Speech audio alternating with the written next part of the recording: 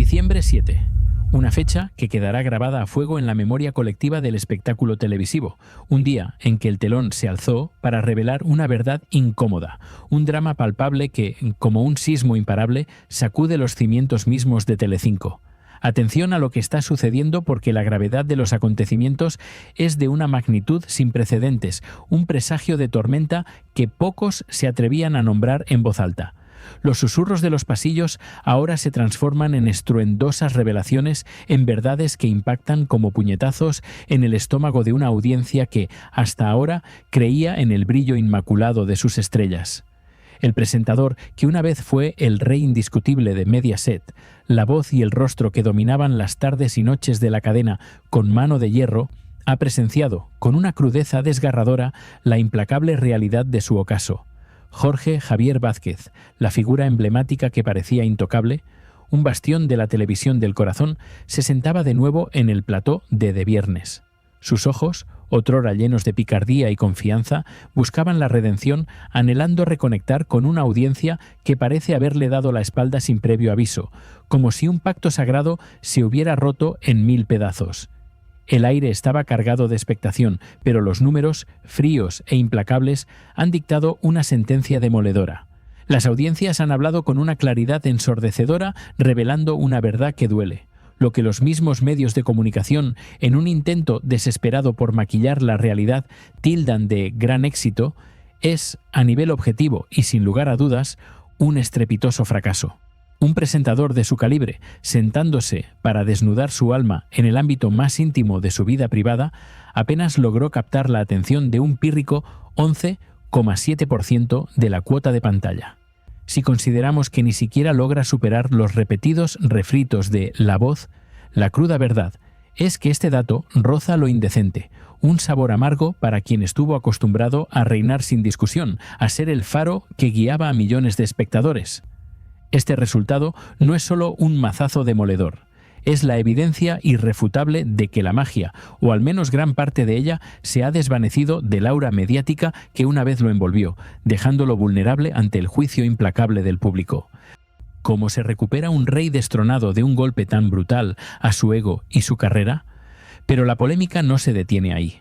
Este es solo el primer escalofrío de una tormenta que promete barrer con todo a su paso, arrastrando consigo a figuras que creían tener el destino asegurado. A los ya tensos ánimos se suma una información que, si bien aún no podemos confirmar al 100% su veracidad, ha sido lanzada con una audacia propia de las grandes exclusivas que cimientan leyendas. Mi compañero Ricky, con la autoridad y el olfato periodístico que le caracterizan, desveló ayer en un directo que Rocío Carrasco, la protagonista de tantos titulares, debates apasionados y encendidas polémicas, ya no participará más en Radio Televisión Española. Se dice, con una seguridad que asusta, que una vez finalizado el programa actual, las puertas de la televisión pública se le cerrarán de forma definitiva. Un giro inesperado para quien parecía tener un futuro asegurado en la pequeña pantalla, blindado por los poderosos. Desconocemos la veracidad y la fiabilidad total de esta exclusiva, pero la mera posibilidad de tal movimiento añade una capa más de incertidumbre y de inquietud al ya convulso panorama televisivo. Es un indicio claro de que los vientos de cambio, o quizás de purga y reestructuración, soplan con una fuerza inusitada en la industria, amenazando con dejar a muchos a la intemperie. Queridos espectadores, esta es una historia que desentraña las complejas tramas detrás del brillo y el glamour, donde la fama puede ser un arma de doble filo y la verdad, un ancla pesada que hunde las mentiras. Antes de sumergirnos aún más en las profundidades de este escándalo que amenaza con dinamitar reputaciones, déjame en comentarios desde dónde nos estás viendo y, sobre todo, qué piensas de estos primeros destellos de crisis que atraviesa Mediaset. Tu opinión es fundamental en esta búsqueda sin concesiones de la verdad que se esconde detrás de cada titular. Y si aún no lo has hecho, te invito, con la pasión que nos mueve, a unirte a la comunidad de tus 50 favoritos para no perderte ni un solo capítulo de estas narraciones que te desvelan, sin censura, el lado oculto de la fama. Ahora, preparémonos para añadir otra pincelada oscura y turbulenta a este cuadro de infortunios que no cesa de crecer. La atención se dirige, con una intensidad casi magnética y un morbo innegable, hacia Ana María Aldón. esa figura que se erige con orgullo como intimísima amiga de los poderosos, que no duda en ir de programa en programa destrozando la imagen de Gloria Camila, aunque esta última no tenga absolutamente nada que ver con la vorágine de controversias que ahora la envuelve como una tela de araña. Un personaje que, con su sonrisa aparentemente ingenua y sus aires de grandeza, ha logrado tejer una red de apariencias que ahora amenaza con desmoronarse por completo, revelando la fragilidad de su construcción. Retrocedamos en el tiempo, a mayo de este mismo año, cuando Ana María Aldón fue nuevamente carne de titular, pero esta vez con un sabor amargo y el hedor a engaño. La razón se descubrió con la fuerza de un titular en primera plana que compraba sin tapujos en los bazares chinos la ropa que posteriormente vendía a precios desorbitados en su propia web bajo la etiqueta de diseños exclusivos. Una revelación que, para ella, con una ligereza pasmosa, no constituía ningún delito, como si la ética y la moral no tuvieran cabida alguna en el despiadado mundo de los negocios. Es cierto, quizás no sea un delito tipificado en el Código Penal, pero sin duda es una desvergüenza de proporciones mayúsculas, una afrenta directa a la confianza de sus seguidores y a la integridad de la industria del diseño de moda.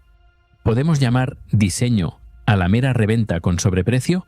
Vender artículos de escasa calidad, adquiridos por unos pocos euros, y luego reetiquetarlos para triplicar o cuadruplicar su precio, inflándolos en un 200% más caros, no es solo una estrategia comercial, es un acto que bordea la manipulación, el fraude al consumidor. Ella, con una convicción que rayaba en la insolencia más descarada, afirmaba que le habían abierto una investigación, presentándose como una víctima inocente de una persecución injusta. Pero la verdad, como un río subterráneo que horada la roca, siempre encuentra su cauce, y la polémica que hoy nos ocupa es la prueba irrefutable de ello. La búsqueda de la verdad no requirió de grandes hazañas de investigación dignas de una película de espías.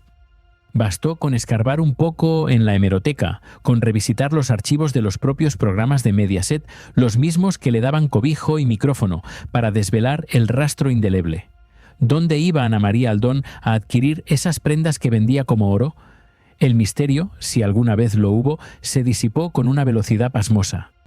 Sin ir más lejos, mi compañera Maika Vasco, con su perspicacia habitual y su fuente inagotable de información, ya había filtrado la noticia, dejando a más de uno con la boca abierta y el asombro grabado en el rostro ante el descubrimiento de la farsa.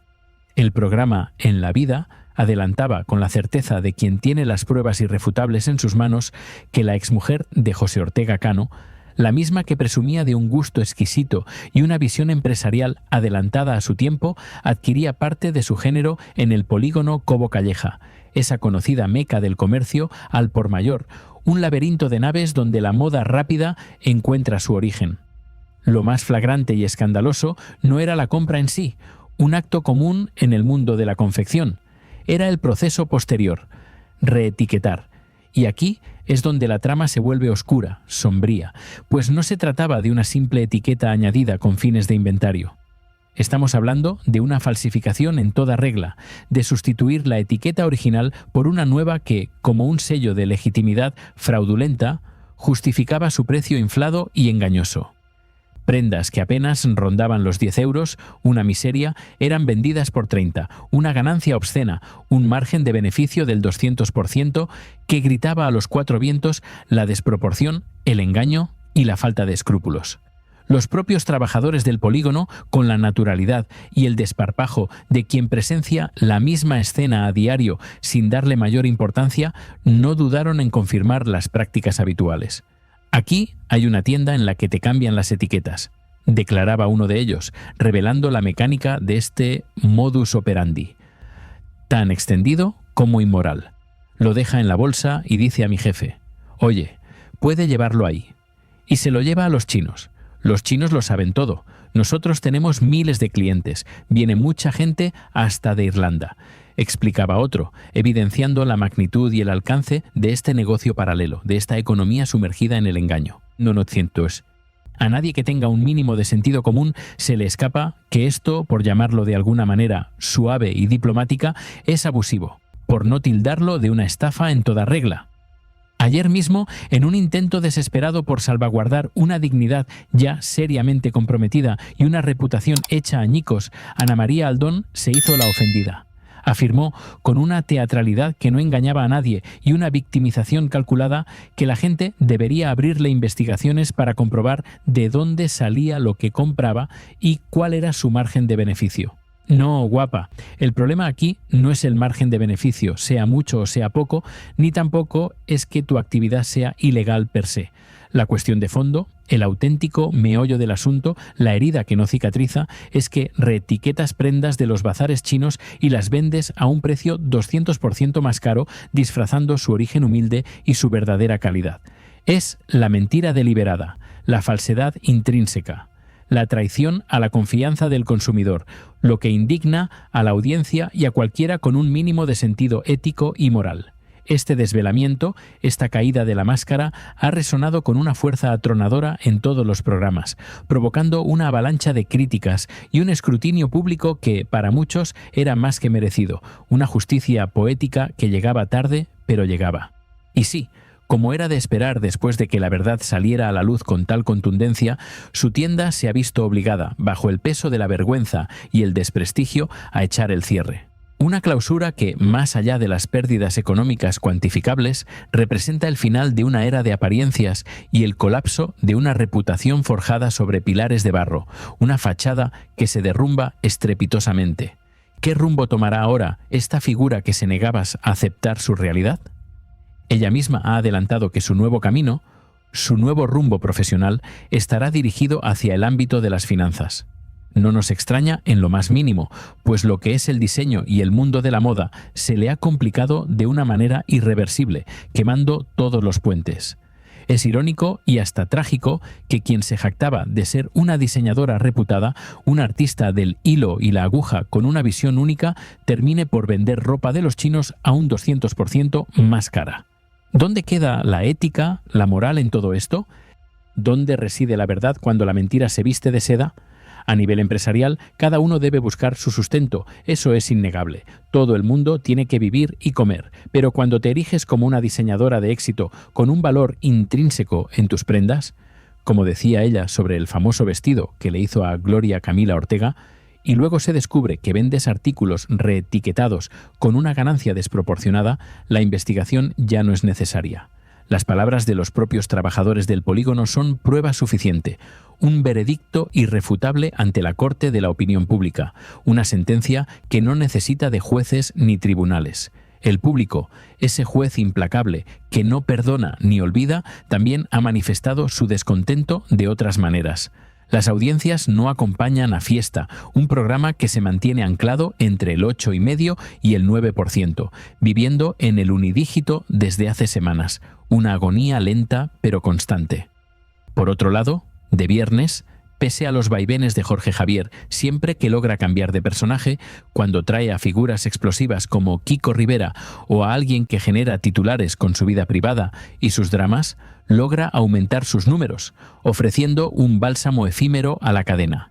Esto contrasta brutalmente con la situación de Jorge Javier, cuya presencia parece no generar ya el mismo interés, sumido, como diría Tamara Falcó, con su agudeza particular en un metaverso particular, desconectado de la realidad de su audiencia y del pulso popular. El espectáculo mediático es un campo de batalla constante, una arena donde la gloria es efímera y el karma hoy parece estar pasando una factura dolorosa a varias de sus figuras más prominentes, una lección implacable de la volubilidad de la fama.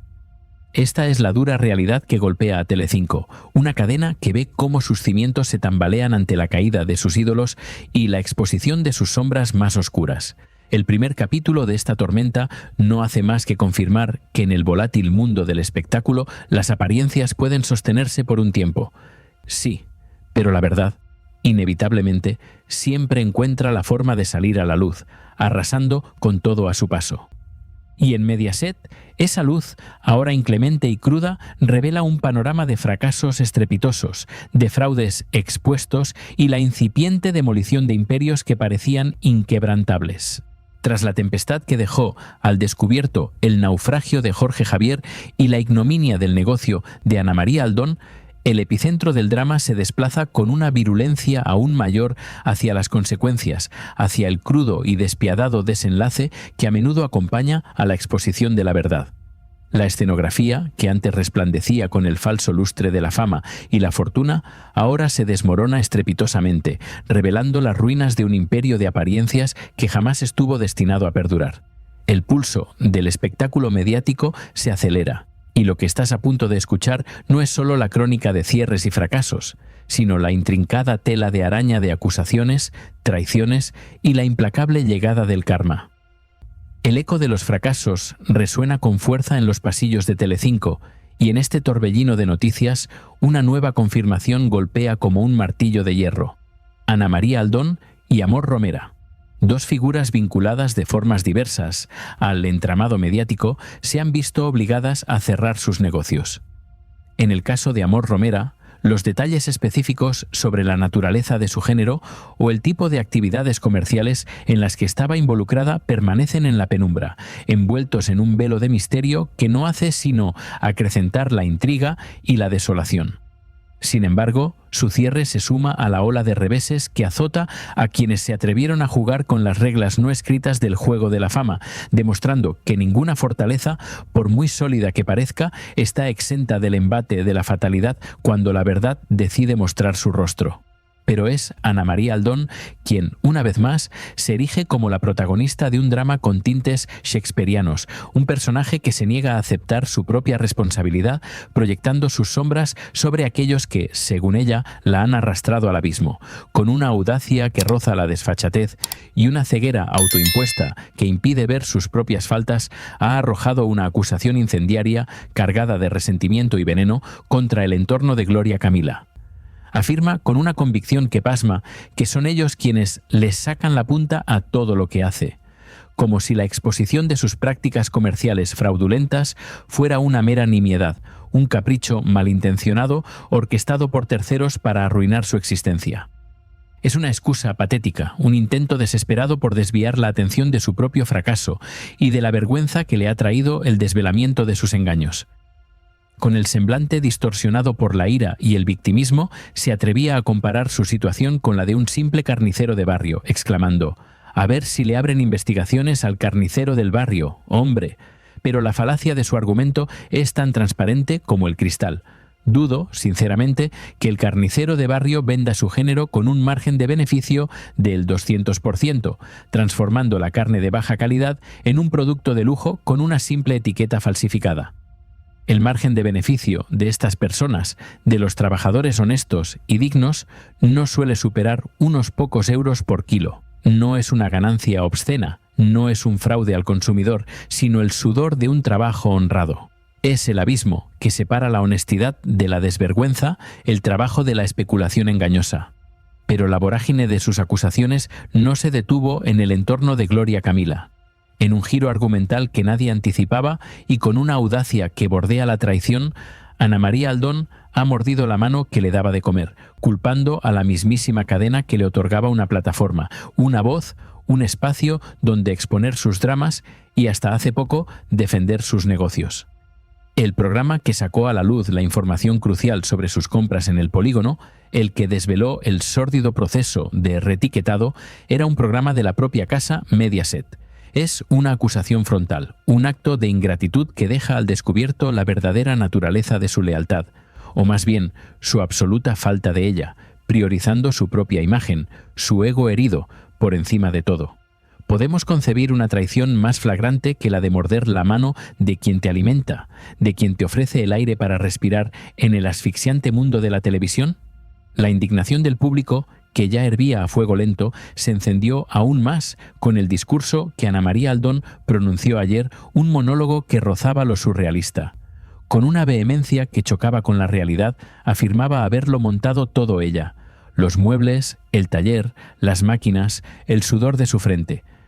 «Chica», nos preguntamos atónitos, ¿tú cómo te piensas que los autónomos en este país trabajamos?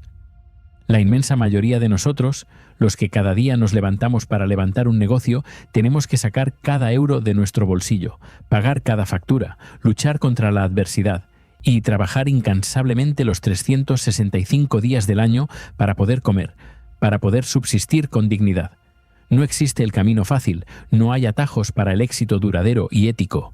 Sus palabras, cargadas de una soberbia inconsciente, revelaban una profunda desconexión con la realidad de miles de emprendedores, de millones de españoles que se esfuerzan día tras día. Parece que Ana María Aldón, durante mucho tiempo, ha vivido a un ritmo de vida muy diferente, muy por encima de las preocupaciones mundanas, beneficiándose de una cartera ajena, la de un torero que, en su momento, parecía tener una billetera inagotable dispuesta a satisfacer todos sus caprichos y ambiciones. Durante un largo periodo fue una figura sin oficio ni beneficio propio, una mera satélite en la órbita de una estrella más grande, viviendo holgadamente, sin conocer el verdadero valor del esfuerzo ni el rigor de la gestión empresarial.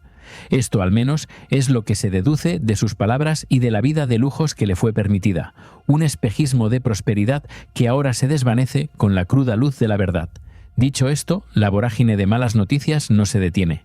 La información exclusiva, aún pendiente de la confirmación oficial, apunta a que las puertas de la televisión española se cierran de forma rotunda para Rocío Carrasco, marcando un final inesperado a su trayectoria en la cadena pública. Ana María Aldón, como ya hemos relatado con detalle, ha tenido que cerrar su tienda, un símbolo de su caída, y ahora busca un nuevo rumbo, una nueva faceta en el incierto mundo de las finanzas. Una disciplina que quizás exija una ética y una transparencia que el diseño de moda, según su propia interpretación, no requería. Amor Romera, al igual que Aldón, también ha visto cómo su negocio se desvanece, sumándose a la lista de nombres que luchan contra la marea de la adversidad mediática. El destino, ese juez implacable, parece estar cobrándose una factura. Y como si el drama no pudiera ser más denso, entra en escena, una vez más, la hermana de Michu, una figura que, al parecer, no puede permanecer sentada en la tranquilidad del anonimato cuando hay focos que la puedan iluminar. Recientemente acudió al programa El tiempo justo de Joaquín Prat, donde desplegó una performance que dejó a muchos con la amarga sensación de estar presenciando un espectáculo más que un lamento sincero. Lloró, sí, pero sin lágrimas, con una teatralidad que pretendía visibilizar un ataque de ansiedad, un sufrimiento profundo, pero sin la autenticidad que solo las lágrimas verdaderas pueden conferir a la angustia humana. Es un intento desesperado por generar empatía, por recordar al mundo su dolor, su sufrimiento ante la pérdida de su hermana, algo que nadie discute, que es una tragedia. Afirmaba que estas eran las primeras Navidades sin su hermana, un dolor que, sin duda, es real. Pero, como dice el viejo refrán, las penas con dinero son menos penas. O al menos eso es lo que ella parece demostrar con su accionar. Tras su supuesto ataque de ansiedad y su llanto sin lágrimas, se recompone milagrosamente, con una rapidez asombrosa, para lanzarse al ataque contra Gloria Camila. Asegura, con una acritud desmedida, que a Gloria Camila solo le gusta mandar, y se refiere a su sobrina, la niña, en pasado, con una frialdad descorazonadora, como si ya no formara parte de su vida, como si su conexión se hubiera roto de forma irrecuperable. Concluye su diatriba con la sentencia de que, al menos en la vida, la verán algo, pero como está distraída, pues ya está. Una frase que encierra una amargura y una resignación teñidas de reproche. El telón de esta obra dramática no cesa de caer, revelando los entresijos de un universo donde la verdad es un bien escaso y las apariencias un disfraz demasiado bien confeccionado que un día inevitablemente se desgarra. El karma, ese verdugo silencioso, parece estar pasando factura a quienes, desde su trono de fama efímera, tejieron redes de engaños y traiciones. Lo que estamos presenciando es el inexorable precio de la verdad, el coste de vivir bajo el escrutinio público, donde cada paso en falso, cada mentira, cada acto de deshonestidad es magnificado por el lente implacable de la televisión y el juicio de una audiencia que, a la larga, no perdona. Esta es la cruda realidad de un mundo donde el brillo de las estrellas a menudo oculta sombras profundas, y donde el espectáculo, más allá de entretener, se convierte en un espejo deformado de la condición humana, de sus grandezas y sobre todo de sus más íntimas miserias. Si te ha impactado esta revelación y quieres seguir desentrañando los hilos invisibles que mueven el mundo del espectáculo, sumérgete con nosotros en cada historia. Suscríbete ahora mismo a tus 50 favoritos y no te pierdas ni un solo capítulo de estas narraciones que te prometen la verdad desnuda, sin filtros ni adornos, el lado oculto de la fama, los secretos inconfesables que nadie más se atreve a contar. Porque en este canal la verdad siempre es la